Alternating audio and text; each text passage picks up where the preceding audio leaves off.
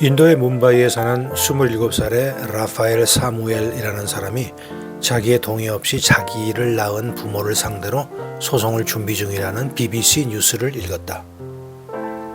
기사에 의하면 자기의 동의 없이 자기를 낳은 벌로 부모가 자기가 죽을 때까지의 모든 경제적 서포트를 해야 한다고 전봇대로 이빨 쑤시는 말을 했다고 한다. 그러면 이놈의 새끼는 만약 자기가 잘 살게 된다면 자기를 낳아준 부모에게 대한 상으로 부모가 죽을 때까지 그들을 지가 경제적으로 서포트해야 한다고 생각하는지 궁금하다. 세상은 온통 소송투성이다. 다들 한탕하려고 혈안이 되어 있다. 세상이 너무 과격한 개인주의를 조장하고 있다. 자기 마음에 자기 생각이 안 맞으면 일단 소송을 생각한다. Where's the common sense? Where's the patience? Where's the courtesy? Where's the etiquette? 요즘은 연애도 마음대로 못할 지경이다.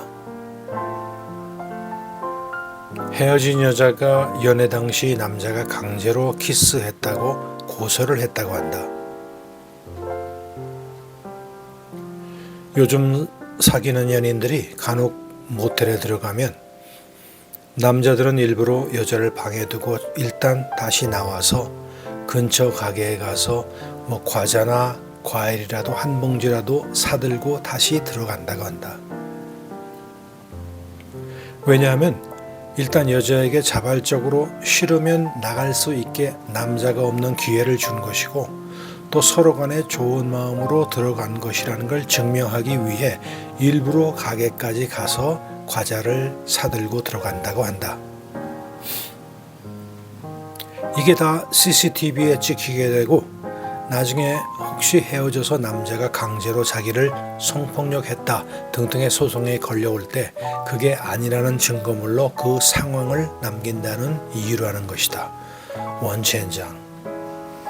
어떤 사람은 식당에서 혹시 지인이 아닌가 하여 잠시 몇 번 쳐다봤는데 그게 성희롱이라고 고소하는 여자가 있었다고 한다. 비행기 옆좌석에 남자가 너무나 냄새를 풍겨 자신에게 혐오감을 주었다고 고소를 한 여자도 있다. 길을 걷어가다 지 잘못으로 넘어져도 반드시 넘어진 그곳에 있는 그 집을 상대로 고소를 한다. 경미한 접촉 사고가 나면 일단 들어눕고 병원부터 가서 진단서 받고 수주일간 물리치료 받고 변호사 사서 기어이 돈을 뜯어내려고 한다. 쌀쌀한 가을철에 출타하면서 개를 뒷마당에 두고 갔는데 그만 시간이 지체되어 저녁 무렵 돌아오니까 옆집 아줌마가 동물 학대라며 경찰에 신고까지 했다. 이거 내 케이스다. 한국에서 오신 지 얼마 안 된 노인분이 LA 한인타운을 걷다가 덩치 큰 개가 다가오길래 겁이 나서 발길로 한번 찾는데 바로 옆집 뜰에서 심심해서 선탠을 즐기고 있던 여자가 그 광경을 보고 동물 학대죄로 고발을 해서 잡혀갔다. 같은 시각 인근 거리에서 총으로 사람을 쏜 백인 소년이 역시 같은 파출소로 잡혀왔다. 유전무죄, 무전유죄라고 그 할아버지는 실형을 선고받고 일단 감옥에 갔다. 나중에 한인 경찰 찰스인가 하는 분의 증언으로 한국에서 온 지 얼마 안 되고 어쩌고저쩌고 애원하여 간신히 정상 참작으로 프로베이션으로 풀려났다고 한다. 그런데 사람 죽인 그 백인 청년은 아버지가 베벌리힐에 사는 재력가라는데 빵빵한 변호사 사서 당당히 정당방위로 풀려났다. 그러니까 개를 발길질하는 노인네는 실형, 사람을 죽인 죄는 무죄방면, 지화자 좋다. 세상이 왜 이 지경에 이르게 되었는가? 그뿐인가? 아버지가 가진 재산을 자기에게 나눠달라고 아들이 아버지를 고소하질 않나? 내 맘이지 네 맘이냐? 아들에게 재산을 물려준 다음 아들이 예전만큼 효도를 안 한다고 그 재산 다시 돌려달라고 창피하게 소송을 하지 않나? 정말 과갈이다. 예전에 뉴욕에서 벌어진 에피소드를 읽은 적이 있는데 어떤 사람이 유명한 레스토랑에 가서 음식을 다 먹은 다음 갑자기 복통을 호소하며 매니저 나오라고 주인 나오라고 고래고래 소리쳤다고 한다. 매니저가 나오니까 유통기한 지난 재료를 썼다고 식품관리국에 고소하고 BBB, Better Business Bureau에 악플을 올리겠다고 했다. 레스토랑 입장에선 신속하게 처리하는 게 낫다.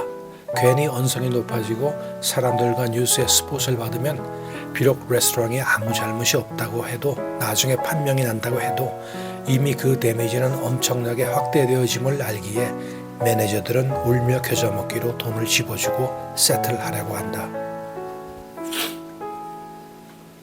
그런데 수상하게 여긴 재치 있는 매니저가 체크를 써주려면 당신의 이름과 주소들이 필요하다고 해서 그 사람의 정보를 받아 나중에 경찰에 문의한 결과 그 사람은 동일한 수법으로 여러 레스토랑을 돌아다니며 사기 범죄를 저지른 전과자임이 드러난 것이다.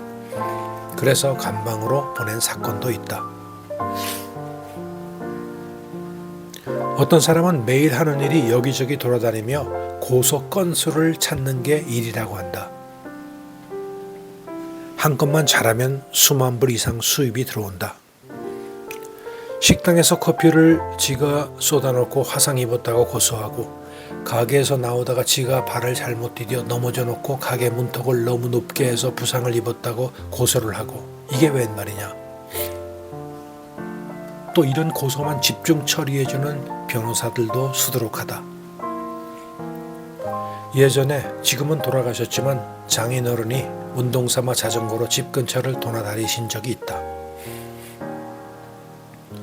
어느 날 내거리에서 신호등을 건너기 위해 정차하고 있다가 파란불이 떨어지자 자전거를 움직이는 순간 우회전을 급히 하려던 차에 부딪히는 사건이 있었다.